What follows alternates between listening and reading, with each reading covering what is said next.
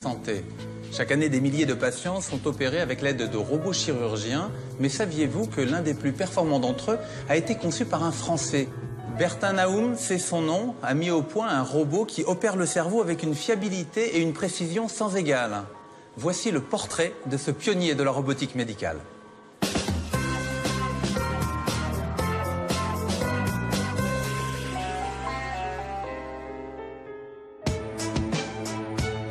La robotique chirurgicale en Europe a trouvé son guide. Il est français, il s'appelle Bertin Naoum. Né il y a 44 ans au Sénégal de parents béninois, son parcours force l'admiration. À l'âge de 8 ans, il perd ses parents. Ce deuil, il l'affronte et se bat pour donner vie 30 ans plus tard à MedTech, une société cotée en bourse spécialisée en robotique médicale, un domaine en pleine expansion depuis les années 90. Ces robots aident au traitement de la maladie de Parkinson, de l'épilepsie et de certains cancers. Un prestigieux classement canadien le décrit comme l'une des personnalités les plus innovantes au monde, aux côtés de Steve Jobs et de Mark Zuckerberg. Raciste envers quoi? Envers les Noirs d'Afrique? Envers les prêtres africains. Envers les prêtres africains qui sont donc établis donc à Rome, soit en poste ou de passage, et puis les religieuses africaines qu'on fait venir d'Afrique à tour de bras parce qu'il manque des religieuses, vous le savez, donc en Italie avec la crise des vocations. Eh bien, les religieuses africaines qu'on fait venir pour travailler dans les couvents donc italiens sont victimes elles aussi de discrimination et de racisme. Et là, vous allez aller beaucoup plus loin parce que vous allez faire une interview avec une religieuse dont on parlera tout à l'heure. J'ai fait un film, oui. Vous avez un film avec elle? J'ai fait un film d'une heure où on ne la voit pas bien sûr, son visage. Où des religieuses donc expriment donc les problèmes qu'elles rencontrent, mais pas seulement qu'elles. Il y a aussi des religieuses en France, au Congo et en Martinique qui parlent aussi des problèmes de racisme. Parce que même chez nous en Martinique, on a connu ça avec souvent des mères supérieures qui venaient de France et qui avaient des comportements racistes à l'égard des religieuses martiniquaises et également donc des évêques qui venaient de France et qui avaient des comportements racistes à l'égard des prêtres locaux en Martinique et qui allaient même quelquefois jusqu'à donner des coups de pied aux enfants parce que justement ils ne supportaient pas les Noirs. Est-ce que vous avez réussi à remonter jusqu'au vieux pape, aux anciens papes, à l'histoire de la religion, à l'histoire du Vatican? Je suis remonté jusqu'à la malédiction de Cham, parce que tout part de la malédiction de Cham. Voilà. Donc on a beaucoup parlé déjà dans ce. Mais parce que le problème, c'est que nous avons un évêque à Québec qui veut qu'on relise la Bible. Imaginez-vous qu'on lise ce passage. Racontez-nous ce passage que nous lirions ce soir avant tout le monde en parle. La malédiction de Cham, c'est tout simple, c'est-à-dire que c'est l'histoire de Noé après le déluge, qui se retrouve dans une vigne. Il a trop bu, il rentre dans sa maison. Et là, il se met tout nu, et l'un de ses fils, Cham, le voit tout nu. Et à partir de là, donc, dans la Bible, c'est ce qui est dit, donc, à Genèse 10, Cham est maudit, et Cham est considéré comme étant l'ancêtre des Noirs, donc il est maudit à être à tout jamais esclave, et à voir ses enfants devenir à tout jamais esclaves. Mais ce qu'on ne dit pas, c'est que, ça, c'est ce qui est écrit dans la Bible, mais les premiers exégèses, que ce soit les Juifs, les chrétiens et les Arabes, ont expliqué que Cham avait non pas vu seulement son père nu, mais qu'il avait d'une part soit châtré, soit abusé sexuellement de lui, soit humilié en abusant sexuellement de sa mère. Et c'est à partir de là, dans les textes rabbiniques notamment, où on dit que Cham est maudit à tout jamais à avoir des cheveux, sa descendance est maudite à tout jamais à avoir des cheveux crépus, à avoir un sexe surdimensionné, et à avoir justement donc un nez épaté, des grosses lèvres. Et c'est de là que part toute la malédiction qui frappe les Noirs. C'est d'ailleurs à ça que j'ai emprunté le titre, et si Dieu n'aimait pas les Noirs. Et c'est cette malédiction que l'Église a appuyée pendant des siècles et qui a contribué donc à l'esclavage, entre autres. À l'esclavage notamment, mais aussi avoir un regard sur les Noirs qui était considéré non pas à l'image de Dieu, mais du diable. Et si vous regardez bien ce qui s'est passé, ce n'est qu'en 62-65, au moment du Concile Vatican II, de Jean XXIII, qu'on a enlevé cette malédiction de Cham, même pas officiellement, mais officieusement, on a décidé que finalement ça n'existait plus.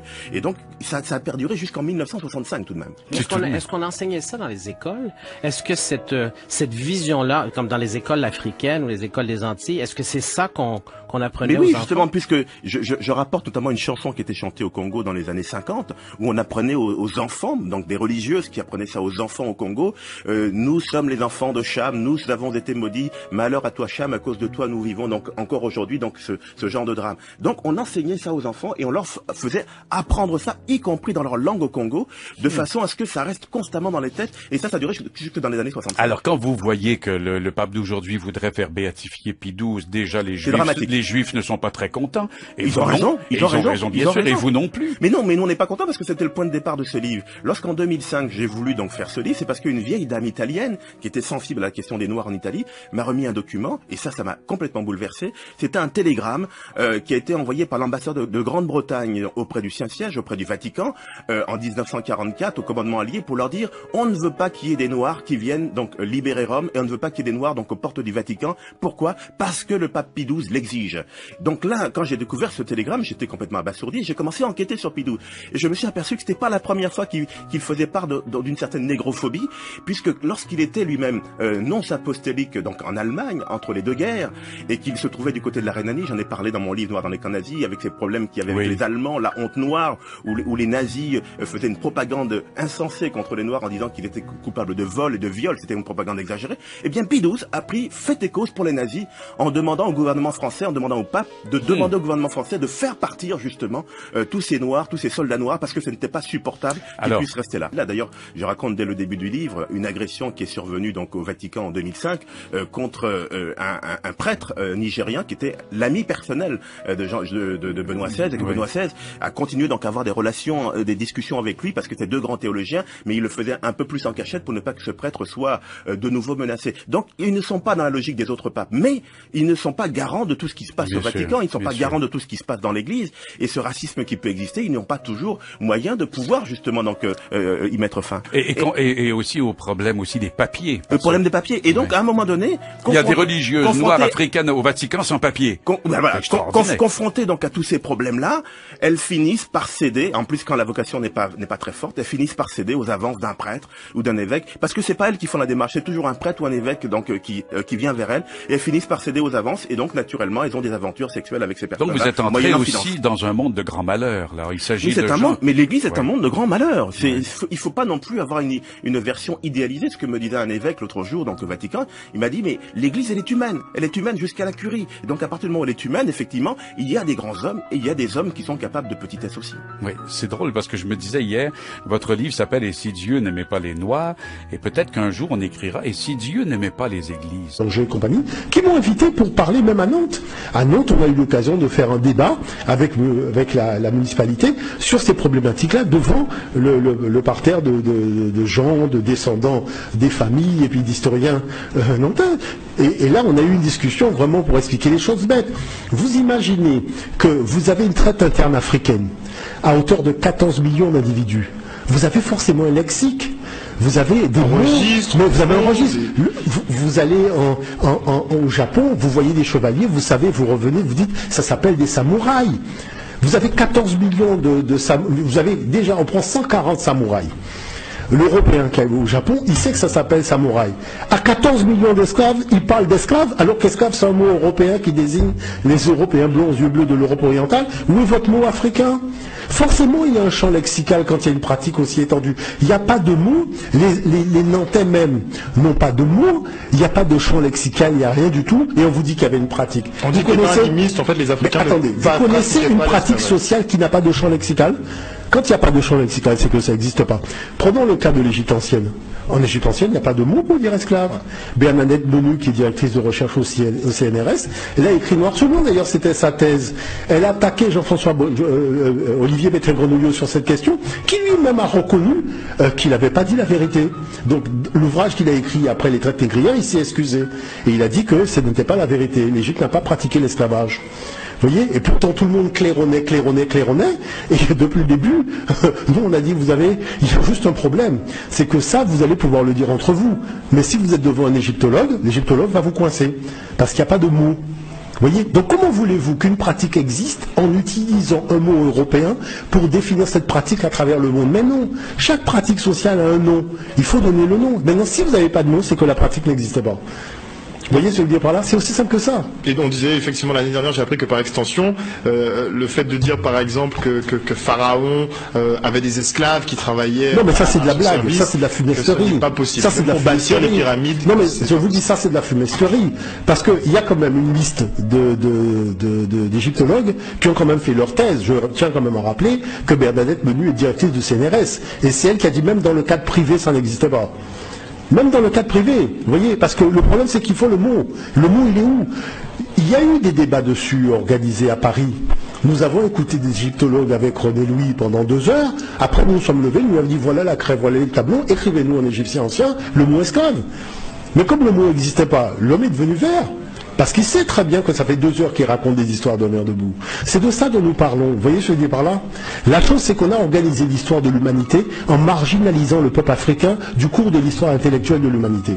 On fait des fouilles, on trouve des artefacts, on voit que ce n'est pas possible d'exclure l'Afrique. Pourquoi? Parce que déjà l'homme moderne est né en Afrique, avec tout son génie intellectuel. Comment pouvez-vous raconter l'histoire intellectuelle de l'humanité en mettant toute l'humanité africaine de côté, alors que l'homme moderne est né en Afrique 350 000 ans avant les autres? Vous voyez pas qu'il y a un problème? Alors c'est quoi la mode? C'est de dire c'est les extraterrestres. Alors il n'y a pas d'extraterrestres pour faire la Tour Eiffel, il n'y a pas d'extraterrestres pour faire le Parthénon, mais comme par hasard, c'est en Afrique que tous les extraterrestres débarquaient dans la préhistoire. Mais si les extraterrestres sont débarqués à l'époque où on construisait les pyramides et que l'humain existait et que l'écriture était déjà là, pourquoi on ne sort pas en égyptien ancien le mot extraterrestre avec le déterminatif d'une soucoupe volante? Est-ce que vous comprenez ce que je veux dire? Les gens racontent des histoires d'homère debout. Les gens disent que des extraterrestres sont venus en Afrique concevoir les pyramides devant les Africains qui écrivaient déjà à l'époque. Et personne n'aurait écrit le mot en hiéroglyphe, le mot alien ou le mot soucoupe volante. Vous ne voyez pas que les gens racontent. Je vais vous dire une chose. Même les constructions de Zimbabwe, on disait que c'était des extraterrestres qui les avaient construites. Vous voyez, même quand on prend la tablette mathématique d'Ishango, on disait que c'était des extraterrestres. C'est-à-dire, dès que le phénomène est africain, comme par hasard, tous les extraterrestres de l'univers se sont donné rendez-vous en Afrique. Oui, il ne faut pas que les gens ont des histoires de nous. En plus, même quand on parle de cette affaire de l'Atlantide, l'histoire de l'Atlantide, c'est une fumisterie. Platon discute avec un prêtre égyptien qui lui raconte une histoire, et tout le monde encense le truc parce que, voilà, ça démarre comme ça. Vous voyez, c'est-à-dire un prêtre égyptien qui lui raconte comme ça une petite histoire, comme on peut en raconter une sans queue ni tête, quoi.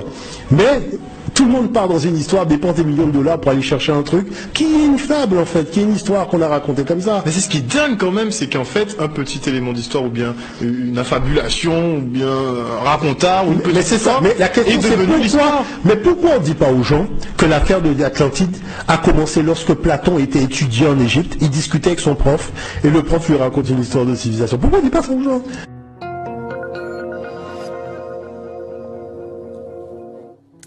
Il est considéré comme l'homme qui a ouvert la voie à la colonisation française de l'Afrique centrale. En 1905, l'explorateur Pierre Savorgnan de Brazza publia un rapport sulfureux.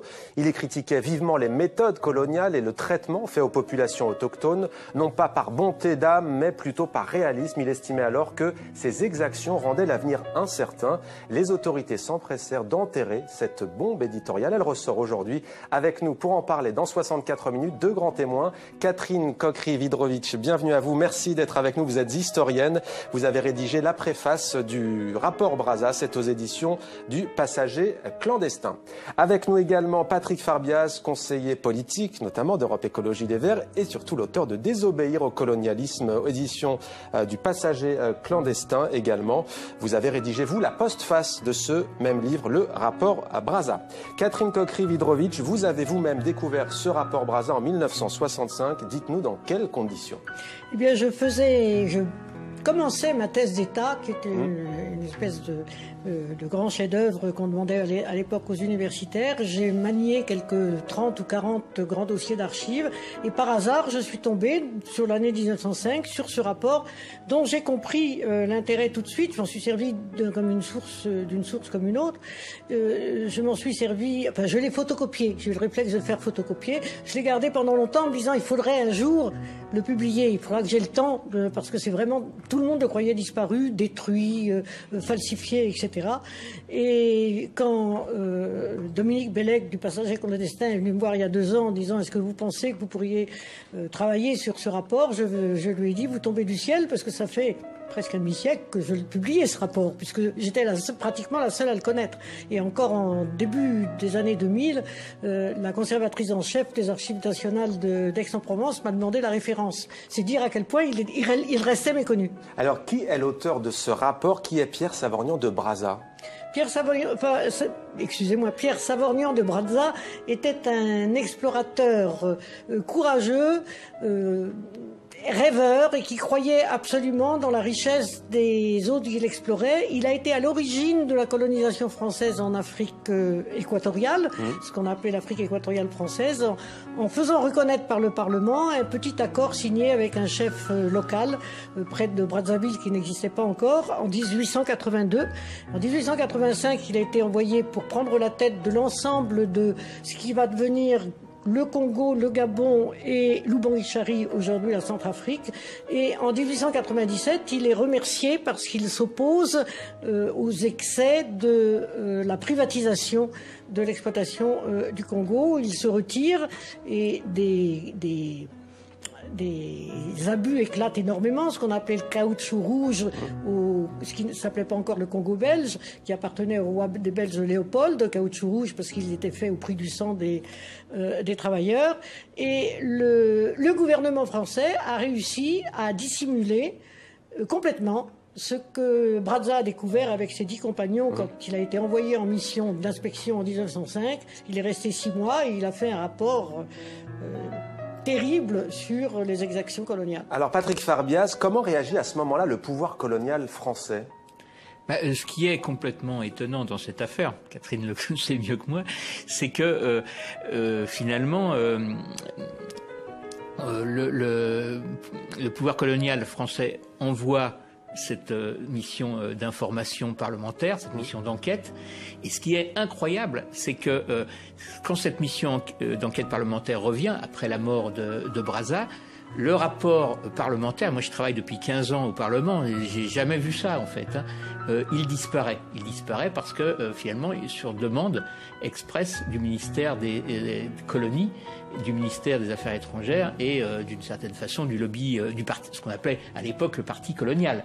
Et donc je crois que c'est une histoire incroyable, y compris dans l'histoire parlementaire française. On n'a jamais vu cela. Jamais vous pouvez aller à la bibliothèque de l'Assemblée nationale, vous trouvez tous les rapports parlementaires, sauf celui-là. Mais pourquoi ce silence, toutes tendances politiques confondues? Pourquoi des partis progressistes, par exemple, qui ont lutté contre le colonialisme, n'ont pas élevé la voix? Non, ça n'était pas un rapport parlementaire. Le Parlement a discuté pendant 3 jours et connaissait effectivement l'affaire. Mais l'ensemble des archives de Brazza est mort au retour à Dakar, l'ensemble des archives de la mission ont été remises au ministère des colonies. Et c'est le ministre des colonies qui a nommé une commission pour rédiger le rapport que Brazza ne pouvait pas rapporter. Ce rapport, qui est celui qui est publié et que j'ai annoté, ce rapport est relativement très honnête sur les abus. Il y a eu des 60 femmes enfermées dont on a retrouvé au bout d'un mois, comme elles n'étaient pas nourries, 45 étaient mortes avec leurs enfants. Il y a aussi ces chasses à l'homme, notamment dans l'Oubangui-Chari, en la Centrafrique et le Congo-Brazzaville actuel,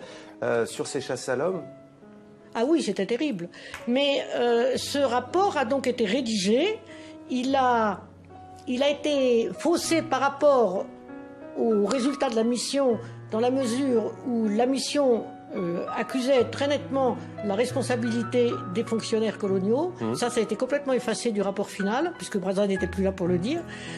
Mais néanmoins, les ministères des colonies et des affaires étrangères ont trouvé que ce rapport restait incendiaire. Et en 1907, après beaucoup d'hésitations, parce qu'ils avaient promis de le publier, justement, qu'il était réclamé, en particulier par la Ligue des droits de l'homme et par les parlementaires qui étaient au courant, ils ont décidé de l'enterrer.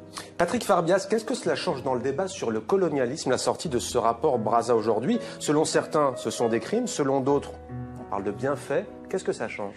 C'est déjà très important parce que ça met la lumière sur ce qu'on a appelé, il y a une dizaine d'années, mais l'année prochaine on va le commémorer, l'anniversaire de cet amendement qui finalement a été annulé sur demande de Jacques Chirac, l'amendement sur la colonisation positive. C'est-à-dire que finalement on s'aperçoit que les conséquences finalement de la colonisation ont été globalement plutôt négative pour en tout cas les peuples. Parce qu'il faut rappeler quand même que cette affaire se déroule aujourd'hui dans les pays qui sont aujourd'hui parmi les plus pauvres et qui sont comme le Congo-Brazzaville ou la Centrafrique l'objet de conflits récurrents.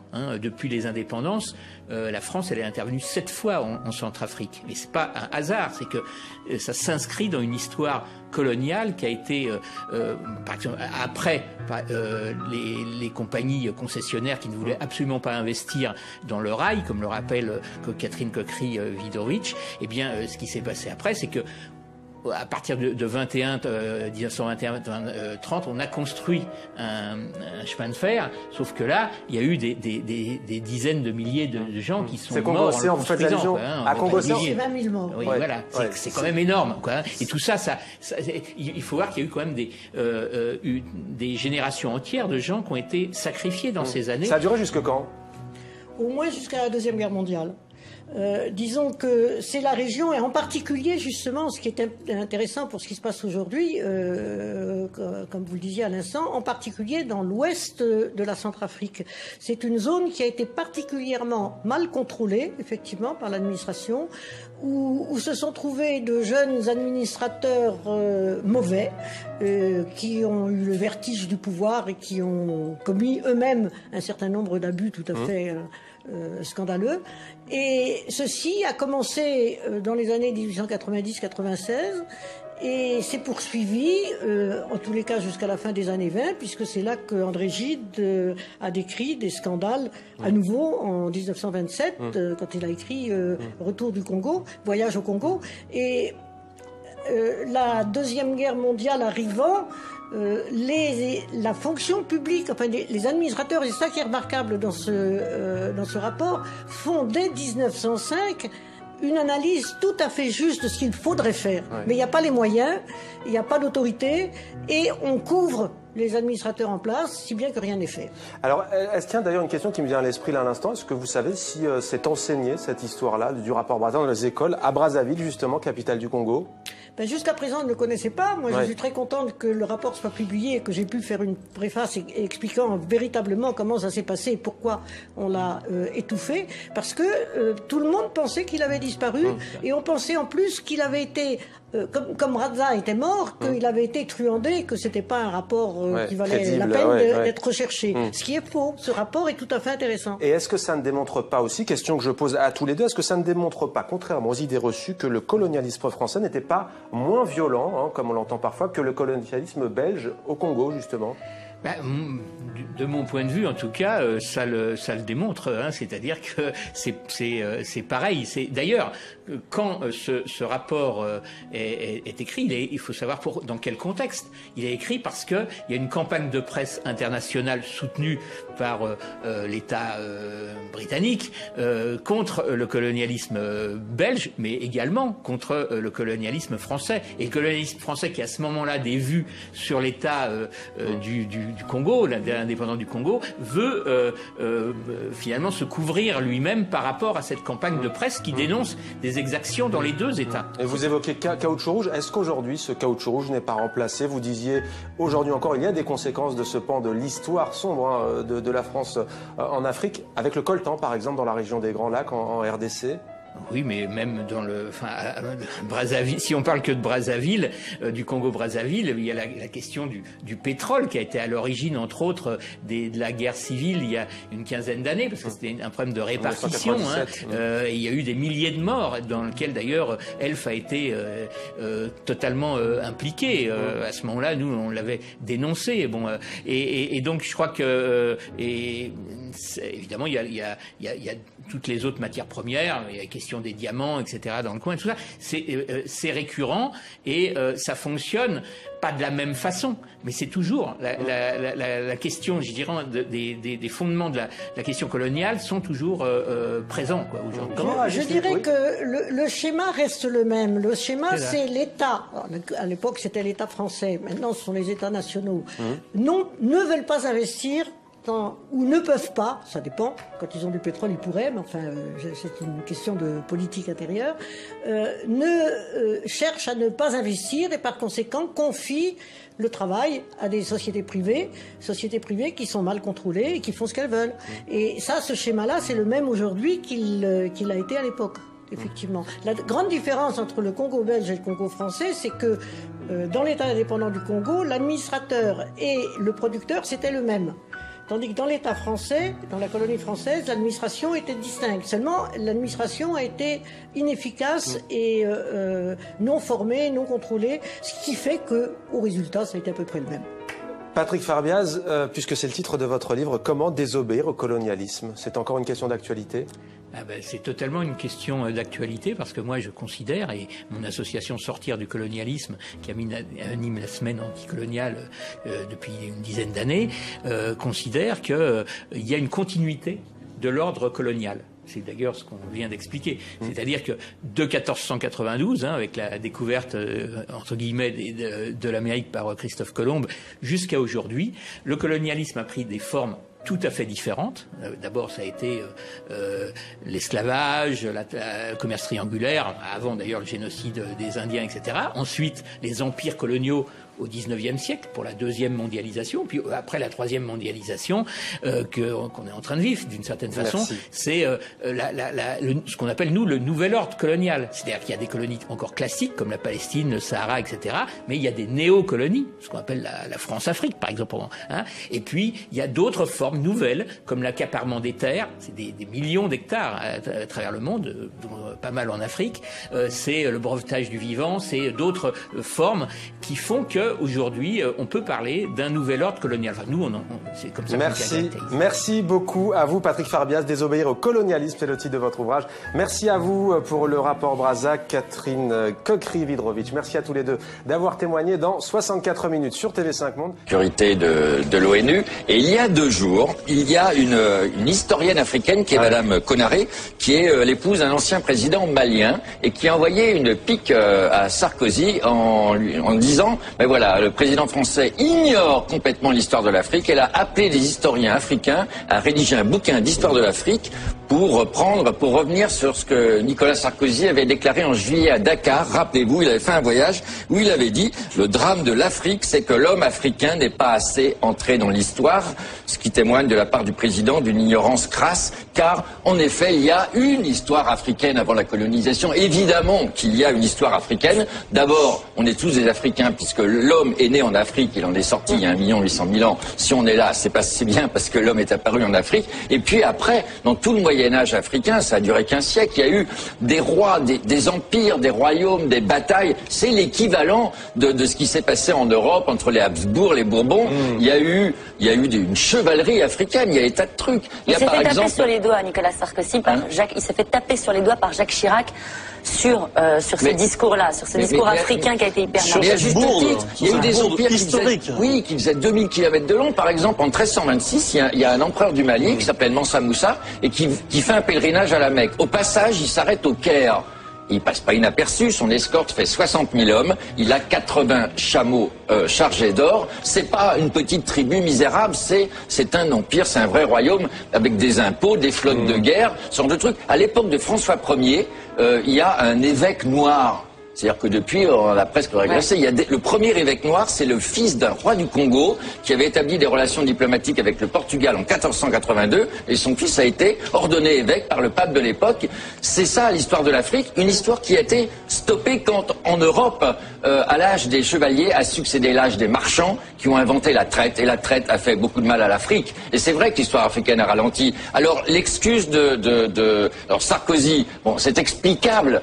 Son ignorance de l'Afrique, parce que, en effet, on n'enseigne pas l'histoire de l'Afrique. On est tous un peu ignorants. Il y a, sans jeu de mots, un trou noir, c'est-à-dire qu'on connaît les dynasties chinoises, les Ming, les Song, les Tang, on sait qu'il y a les Aztèques et les Incas, on connaît Raskar Capac ou les rois. Je suis pas sûr que ce soit enseigné, ça. C'est enseigné, ça. Et ça n'est pas en l'histoire de l'Afrique.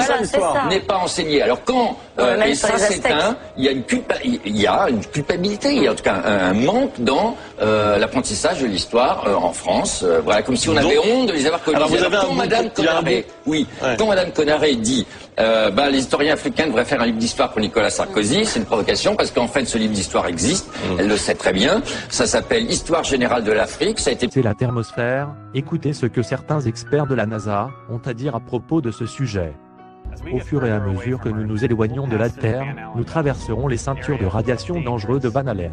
Ces radiations peuvent nuire aux systèmes de guidage, aux ordinateurs de bord ou à d'autres appareils électroniques sur Orion. Mais Orion a une protection, un blindage qui sera mis à l'épreuve, car le véhicule coupe les ondes de radiation. Les capteurs à bord enregistreront les niveaux de radiation pour que les scientifiques puissent les étudier. Nous devons résoudre ces défis avant d'envoyer des personnes dans cette région de l'espace. Attendez une minute. Ce que vous dites, c'est que pour envoyer des humains à travers cette région, nous devons résoudre le défi de passer à travers les ceintures de radiation Van Allen? Mais je suis confus. N'avez-vous pas déjà résolu ce défi en 1969, lorsque vous avez envoyé des astronautes sur la Lune, et ensuite 5 autres fois après ça? Nous sommes également en train de repousser les limites en ce qui concerne l'avenir de l'exploration. Je pense que les humains sont naturellement amenés à le faire, et c'est vraiment le début de la vie en orbite inférieure pour l'être humain. Elle est astronaute de la NASA, mais je pense que personne ne s'est donné la peine de lui parler de la première fois que nous avons quitté l'orbite inférieure. Je suppose qu'elle doit être trop jeune pour se souvenir.